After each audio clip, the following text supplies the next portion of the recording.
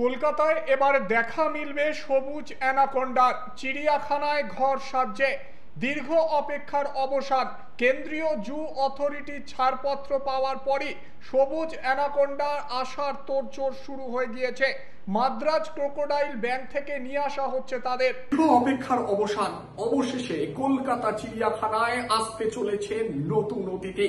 হলুদ অ্যানাকোন্ডার পর এবার কলকাতায় সবুজ অ্যানাকোন্ডা।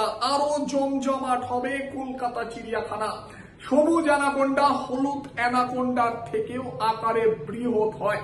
আমরা টিভির পর্দায় দেখেছি অ্যামাজনের সেই দৈত্যাকার সাপ। অবশেষে এবার আসতে চলেছে কলকাতায়। দীর্ঘ বছর ধরে এই সবুজ অ্যানাকোন্ডাকে আনার চেষ্টা করেছে কলকাতা চিড়িয়াখানা কর্তৃপক্ষ, কিন্তু বারবার ব্যর্থ হয়েছে। অবশেষে সেই ব্যর্থতা কাটিয়ে সাফল্য এলো চিড়িয়াখানা কর্তৃপক্ষের। মাদ্রাজ ক্রোকোডাইল ব্যাংক তারা সবুজ অ্যানাকোন্ডা পাঠাচ্ছে কলকাতা চিড়িয়াখানায়। 4টি সবুজ অ্যানাকোন্ডা আসছে কলকাতায়, তবে একসঙ্গে তাদের আনা হবে না, একটি একটি করে অ্যানাকোন্ডাকে নিয়ে আসা হবে কলকাতায়, এমনটাই জানা যাচ্ছে। 1 বছর আগে এই সবুজ অ্যানাকোন্ডার জন্য ঘর প্রস্তুত রেখেছিল চিড়িয়াখানা কর্তৃপক্ষ। অবশেষে সেই অপেক্ষার অবসান।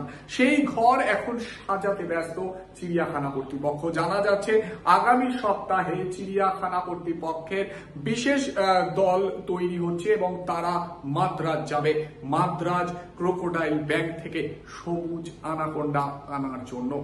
অবশেষে যে খবর সামনে আসছে, চলতি মাসের মধ্যেই হয়তো সবুজ অ্যানাকোন্ডা চলে আসবে আলিপুর চিড়িয়াখানায়।